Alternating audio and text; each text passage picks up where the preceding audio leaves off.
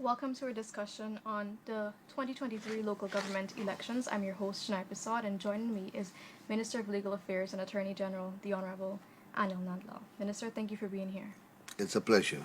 Okay, to jump right in, opposition leader Aubrey Norton openly told some untruths about the country during his press conference, where he said that the APNU coalition was contesting in virtually all the towns. This is a direct quote from him, right? However, the General Secretary indicated that that was untrue, since APNU is contesting in 279 of the 610 constituencies, which is 45%. Explain why we should not be surprised by these misinterpretations. Well, the APNU, the PNC, the AFC, and their leadership have been totally discredited from about 2015 to now. And there is a consistent and vast amount of empirical evidence that would demonstrate and confirm beyond doubt that these people lie, they speak untruths, and they fabricate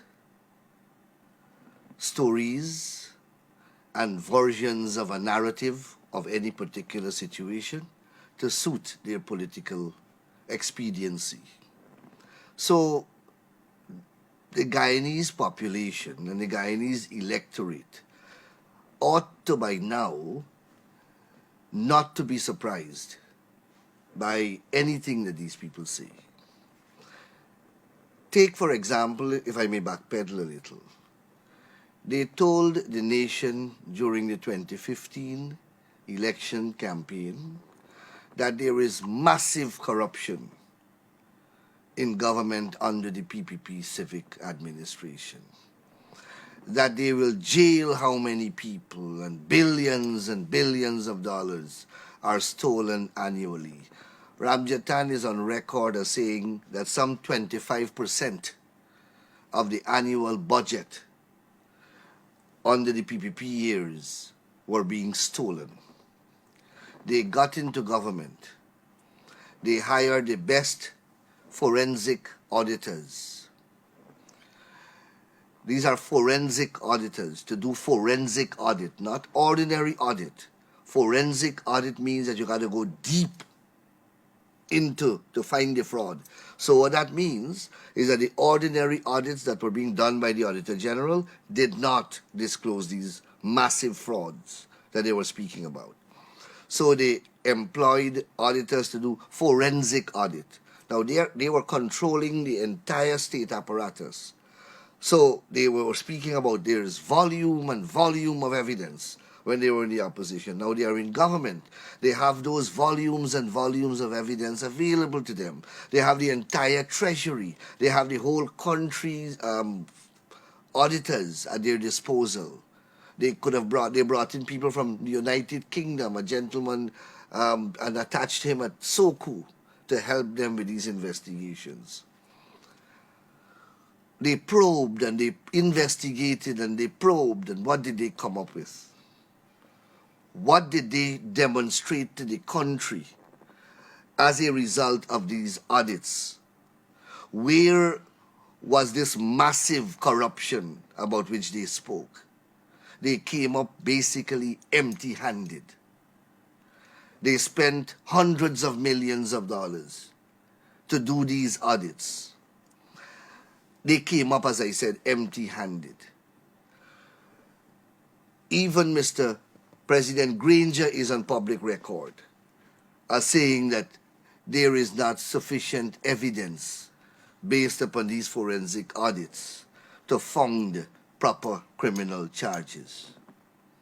As a result, to save face, they ended up fabricating evidence and concocting criminal charges where criminal charges should never have been filed. So in relation to me, in respect of books, law books, that were part and parcel of my contract of employment, confirmed by His Excellency President Donald Ramotar, they charge me for. Dr. Ashni Singh and Winston Brassington, legitimate transactions authorized and approved by the cabinet, they charge them for. Movie Tongue, perhaps the most beautiful edifice and recreational hotspot in the country. That is what they charge those people for. They went to the GRDB and they charged Dharamlal and Siraj and those people for not entering some transaction in a ledger. Not a dollar missing, but not entering some transaction on a ledger. These are directors of a board.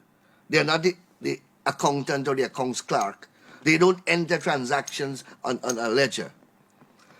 So I give you that example, and I give you your viewers that example to show you the type of lies and inaccuracies that they have been engaged in. Fast forward, 2020, March 2nd elections.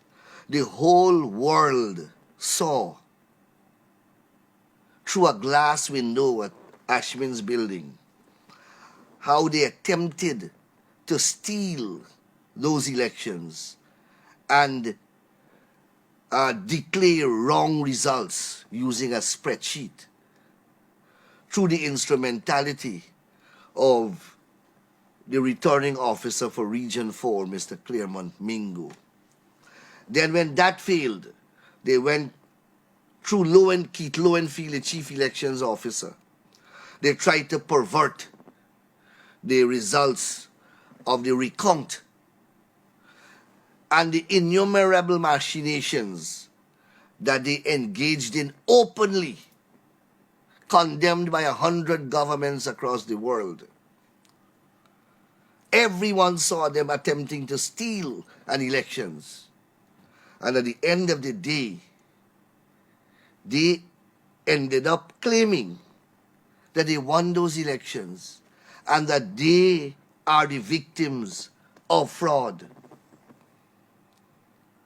Up to now, they have not been able to produce their statements of poll, which would show that they won the elections as they are claiming. But listen to them every night on Facebook, and every time they speak, they will tell you with a straight face that they won those elections and they were the victims of fraud. Despite you have monumental evidence to the contrary and 100,000 witnesses or more who would have seen them attempting to perpetrate fraud. You would recall also sometime last year, Mr. Norton said to the Vice President at a function at some diplomatic function, that he will produce his winning statements of poll. He said that, we all heard it. It was recorded and played on the social media. We all heard that. When time to produce the statements of poll, he denied ever saying so. Imagine these people sit down as a collective, intelligent, educated people, and attempting to justify to the world that 33 is not a majority of 65. When the children of Guyana writing common entrance and doing fractions and percentage know differently. But they will tell you with a straight face and give you examples to justify their irrational reasoning, to support their contention that 33 is not a majority of 65. And I can continue to recite a litany more events and instances to show you where they have said one thing, and when push come to shove, they want to peddle a different alternative or a different narrative. So I am not at all surprised, and no rational mind should be surprised by the duplicitous, misleading, and erroneous disclosures made by Mr. Aubrey Norton. The truth of the matter is, the APNU and the PNC, if they are different, have never been as weak as they are now. What Mr. Norton is mortally afraid of is what this or these elections are going to confirm, which is that the PNC and the APNU and the AFC are all moribund. They are on their way to certain death. So, long before these elections were called, the writings were on the wall. So they used their servants and their agents at GCOM, their commissioners, Messrs. Alexander, Corbyn, and Trotman, to launch a relentless campaign within GCOM to frustrate and hinder these elections or prevent these elections from taking place. Viewers would recall the number of objections that they were raising as soon as local government became due, and that is over a year and a half ago. They started to object to the list. When that did not succeed, they start to object to the claims and objection period. When that did not succeed, they started to manufacture all manner, object to the work plan, object to certain staff at GCOM, all manner of excuses, of hurdles, and of hindrances they threw into the way of the electoral machinery, all intended to delay or prevent the elections from taking place, so as to avoid the inevitable. And the inevitable is the absolute and irretrievable trashing that they will receive at the polls come June the 12th. Okay. So while we're on the topic of numbers and figures, Minister, we know the APNU AFC is unable to compete in 55% of the constituencies and 24 local authority areas. What does this mean for them? What it means electorally is that the PPP, which is the political party that is contesting all the local authority areas and every single seat in these local authority areas, will get a walkover victory. So that's the first thing. And the PPP would be in control of all these LAAs. Now that is a good thing, because take for example Georgetown, a locality or a local authority that they have controlled since independence or even before independence. They have had control and governmental management of the Georgetown Mayor and City Council for the past 60 years. What do they have to show for over 6 decades of management? Every year almost, the central government has had to bail out the City Council. They are the largest revenue collection local authority in the country, and perhaps they do the least when one looks at the revenue that they receive and what they have been able to accomplish. they have been an abject failure. So it is not a bad thing that they will not have a presence in these local authorities, areas that they are not contesting.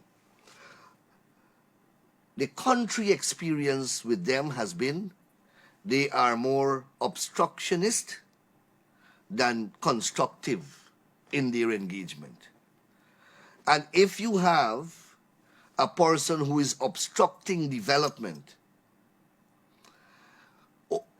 or you don't have that person, then development will advance if you don't have that presence, that obstructive presence. On the other hand, unfortunately, you will have supporters of theirs, a dwindling number, who will be without representation. Because whether we want to accept it or not everybody will vote for the People's Progressive Party. There will always be a certain section of the population who will not vote for the People's Progressive Party. And that is their democratic right. However, when they don't have elected representatives, they may not have their views effectively represented. But then again, when you have representatives like the ones that they have, it's better you don't have any. Because as I said, their track record is one that shows that they are obstructionist in their engagements. One only has to look at the parliament. What do they do in the parliament? What constructive contribution do they make in the parliament? Any person who looks at the parliamentary proceedings can see when they are not there, the business flows smoothly. When they are there, we would like them. I personally, and we as a government, have repeatedly called upon them to make constructive engagements, make constructive criticisms, present constructive alternatives. They do no such thing. When they don't get their way, as you have seen, they walk out. They break the mace. They assault the members of parliament. They assault the staff of the parliament. They sing and they dance. They blow whistles. They behave in the most unparliamentary manner. The parliament as an institution can do better without that kind of behavior. And if that is the kind of behavior that they have a propensity to display, then it may not be a bad thing that they are not present in many of these local government areas. Okay. The General Secretary showed evidence where APNU submitted a list with an individual who did not sign nor give his consent on being on the list of candidates submitted in Linden. What are the next steps amid such findings, and what are some possible implications? So the incident to which the General Secretary drew reference is not an isolated one. There are complaints of a similar type made by PPP supporters and leaders in the various local government local authorities across the country where we are contesting the elections. I just spoke to a few of our representatives in Berbice, and on the Quarantine Coast, we have discovered dozens of cases where you have persons where the APNU AFC activists have been accused of writing on their backers form PPP, the names of PPP supporters, signing documents using the names of PPP supporters. This incident in Linden is only one. There are dozens right across the country. What are the implications? The implications are various and serious. So, several criminal offenses were committed by persons who would have engaged in conduct like that. A few that comes to mind: forgery, uttering a forged document, making a false declaration under oath, fraud, impersonating a candidate or an elector. So I've given you 5 right off the top of the bat.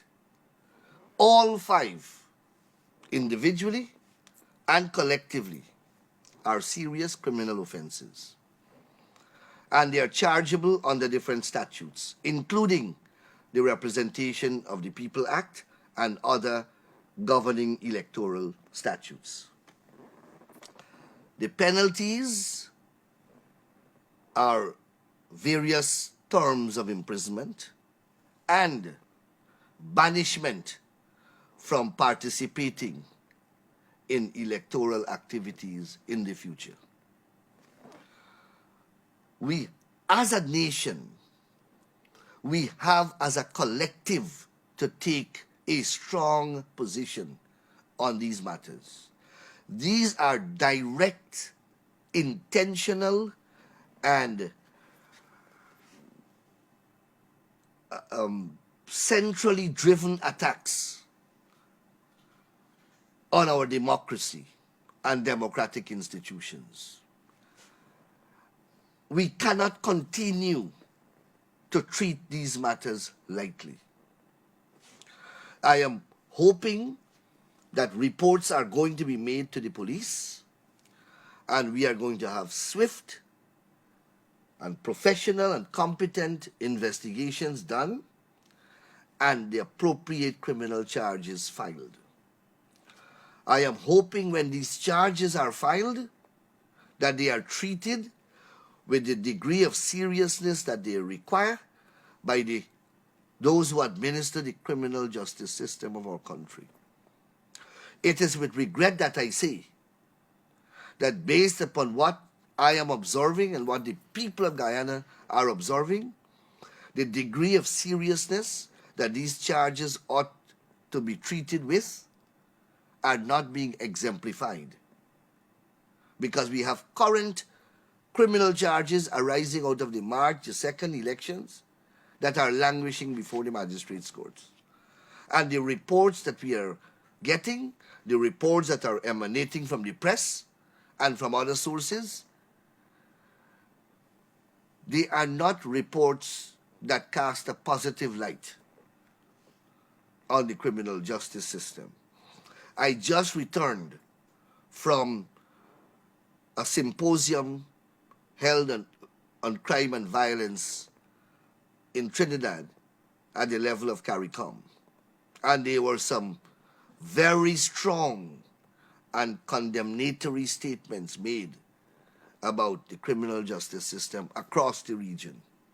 But we can talk about that at a different stage. I just want to say at this point in time that these are serious offenses. They strike at the heart and soul of our democracy and our electoral machinery, and they must not be taken lightly. They must be treated with the seriousness that they deserve. Persons in Region 5 have notified the PPPC that they are being intimidated by the operatives of the APNU AFC, specifically Vince Roy Jordan, Carol Smith Joseph, and Darren Wade. What do you think could be behind these bullying tactics? The PNC has always exhibited violence as part of their political repertoire and strategy. Violence has always been a part of their politics. Bullyism, intimidation, any person who has lived in Guyana long enough will tell you. In fact, they have become rather calm recently. So, bullyism, intimidatory tactics, the resort to violence are not new coming from the People's National Congress. It is, as I said, part of their political psyche and part of their political genetic makeup. Some of the characters you have named there are known protagonists of strategies of bullyism, intimidation, and violence. One of them recently had to apologize to a Chronicle reporter for abusing that reporter. One of them is suspected to be a drug addict or have some type of drug problem. The implication is that these type of behavioral patterns and these type of strategies continue to illustrate to the people of Guyana the downward slide of the APNU PNC. And these are all dramatic and desperate attempts that they are making in sustaining their very survival. Anyone fighting for survival will get desperate and will resort to unorthodox, uncivilized means. Who is a bully? A bully is one who cannot win anything on merit. So they resort to brute force. They have no intellect. They have no track record. If it is a game, they can't play in accordance with the game because they lack the talent. So what they do? They employ bronze instead of brains. And that is what you're seeing. That is what you are seeing. So, for the record, this kind of conduct must be rejected. It has no place in the democratic equation of a society. You can't beat people to vote for you. You can't force people to vote for you. You can't employ intimidatory tactics against your opponents. You have to face your opponents and engage your opponents in accordance with the rules of engagement. Show your supporters or your electorate or the electorate that you have better policies. Show them that you have a better track record. Show them that you are a better candidate. Show them that you will perform better. Show them I will perform better because this is my track record. This is what I have done in government. They can do none of those things. So they employ bullyism and threats and possibly violence if the occasion presents itself. These matters again are all, they constitute or may constitute criminal conduct. Assault, battery, intimidation, violence, they are all illegal. They are, and certainly they are not political tactics or they are not strategies of an electoral type that will be countenanced by the law. So these are the kind of conduct that should be reported and the appropriate actions taken. Okay. The opposition demolishes the government and preaches about ethnic discrimination by the PPC government. Yet we look at their candidates for the local government elections and we see no diversity in age nor race. What does this say about them? Again, one should not be surprised. As I said, and it's well known,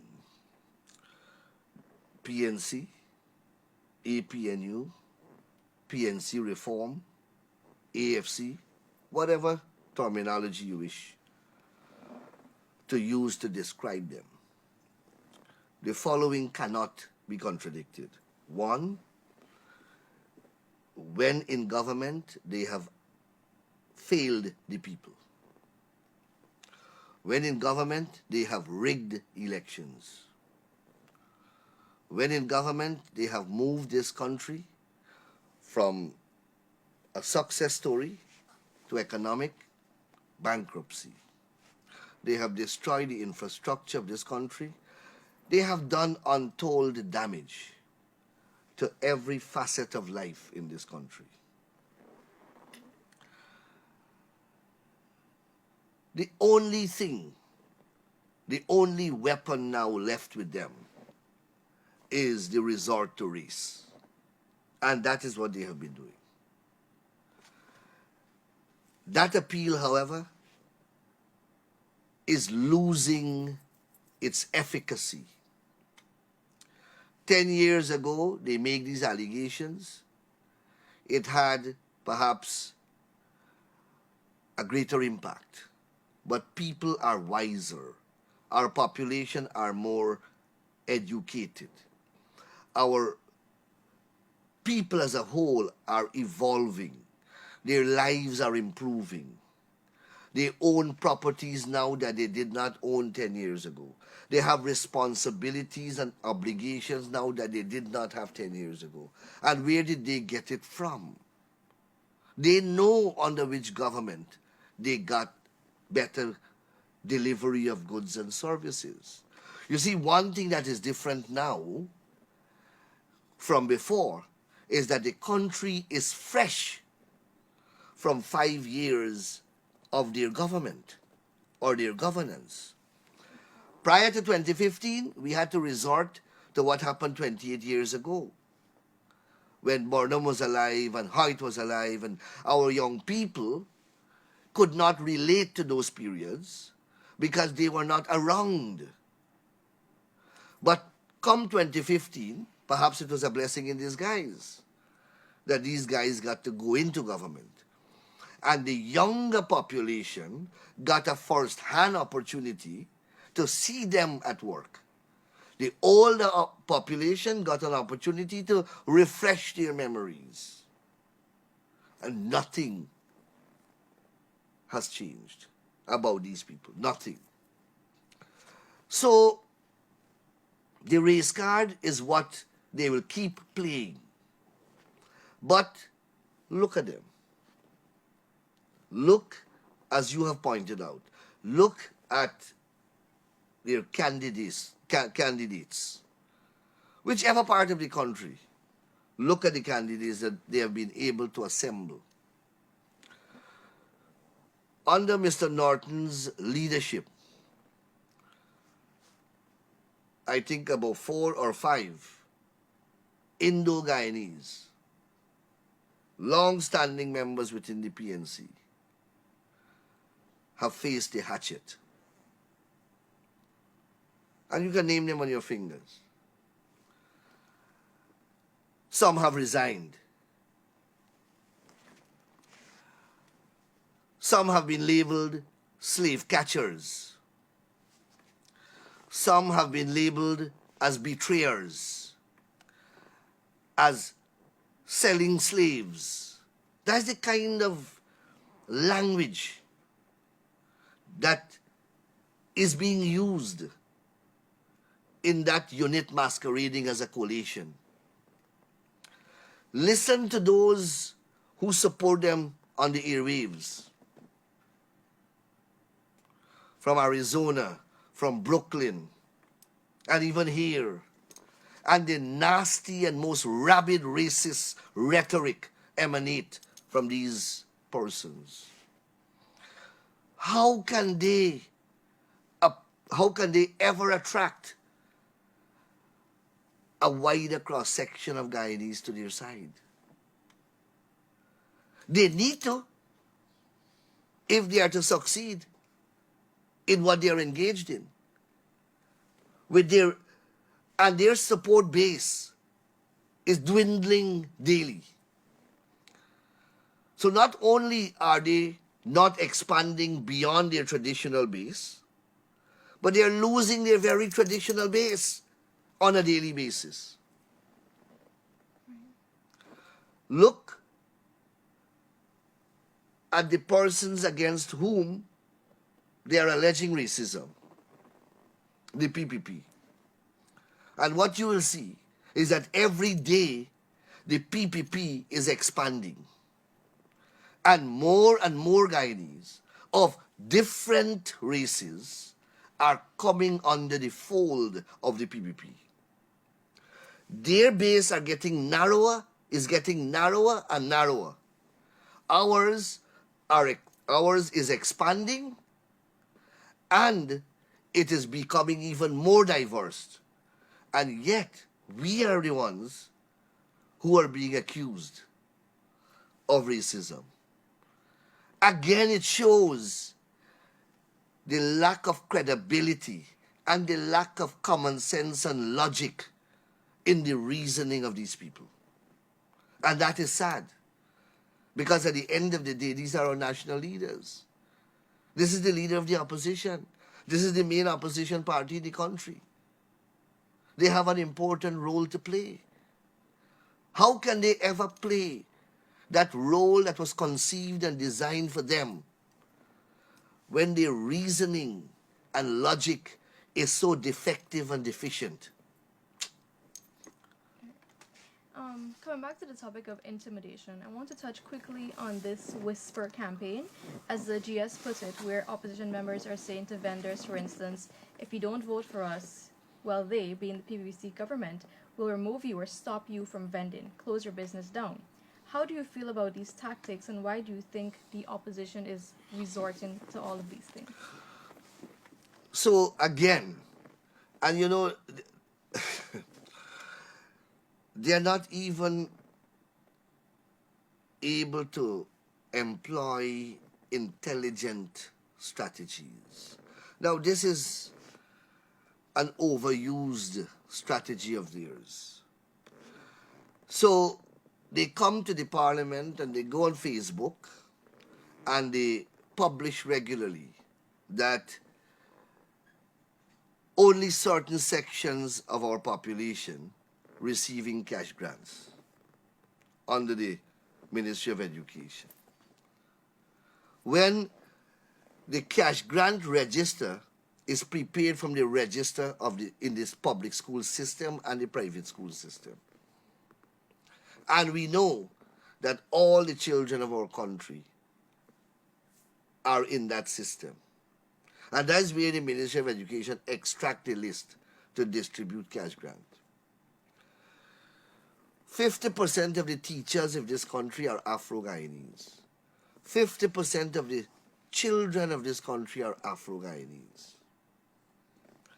You don't think they know that what these people are saying are lies? All of them who are saying so, they all receive the cash grants. But yet they stand in the parliament and they tell you these ridiculous stories about only certain sections of the population receiving these cash grants.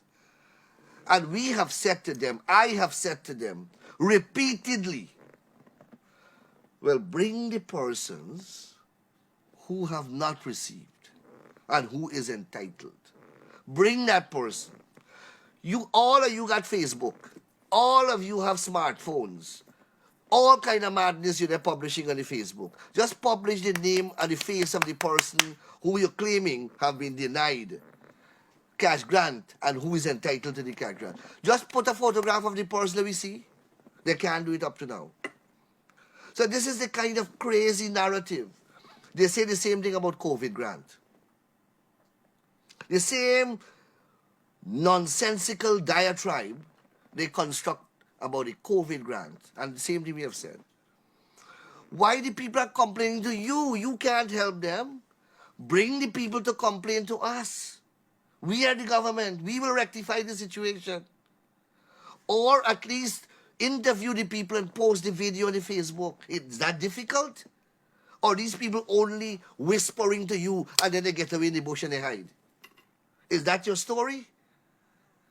So they come up with this foolishness again about PPP saying we will remove, what was it? We will stop you from vending, close down your business. If they don't vote for the PPP? Yes. Georgetown has not voted for the PPP since 1957. And we have been in government for how many years? Did we close down their vending? Did we lock them up? One only has to, I'm hearing that for the first time.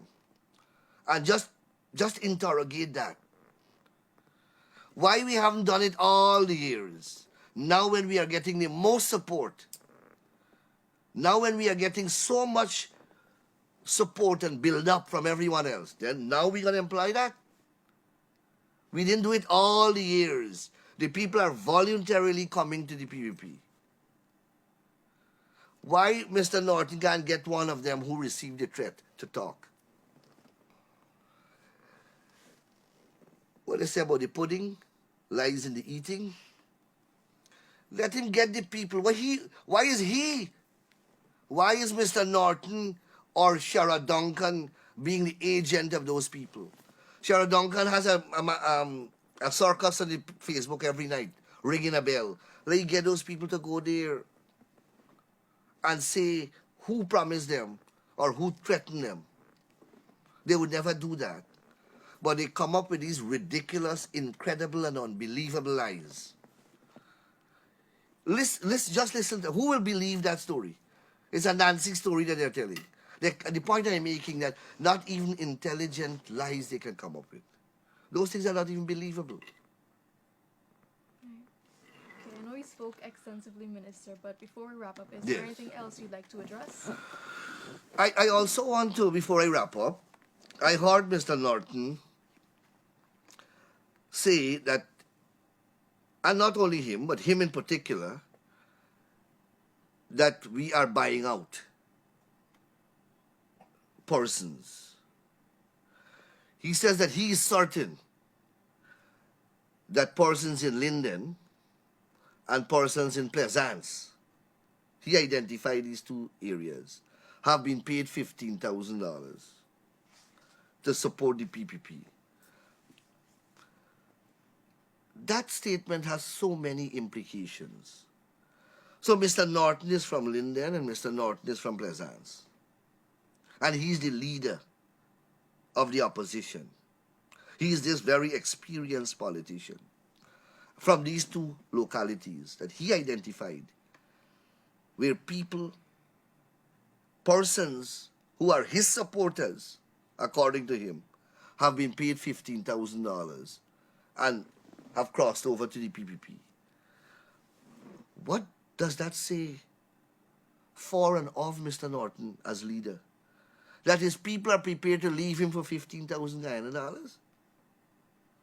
That's the kind of leadership that you are extending. That's the value of that's the value that your own people are placing on your leadership. That they are prepared to part company with you or from you for $15,000, $75. He could have at least said 500,000 or $1 million. It would have given his own credibility and upliftment. But if people are leaving you for 15 grand, then you are not worth a leader. You're not worth being a leader.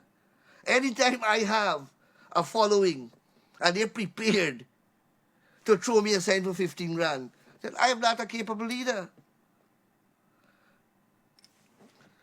Then look at how he's denigrating these people. Just examine what he's doing to these very people that he claims are his supporters. That these people are so gullible, they are so immoral, they are so indecent, that they are so money hungry, that they would change, they would prostitute themselves for $15,000? Is that what this leader is saying about his own people? That is how he is dehumanizing and disrespecting his people. And this is a man, and this is a political party who and which pretend or pretends to represent Afro-Guyanese. They are the champion of Afro-Guyanese. And here they are telling the world that these Afro-Guyanese are so brittle, they are so fragile, they are so unreliable, they are so duplicitous, they are so dishonest, they are so immoral, that they are prepared to sell their party out. They are prepared to sell their whole political cause for $15,000. Thank you, Minister, for your time today. That brings us to the end of our discussion on the 2023 local government elections. I'm your host, Shinai Prasad. Thank you for watching and stay tuned to NCN for more updates.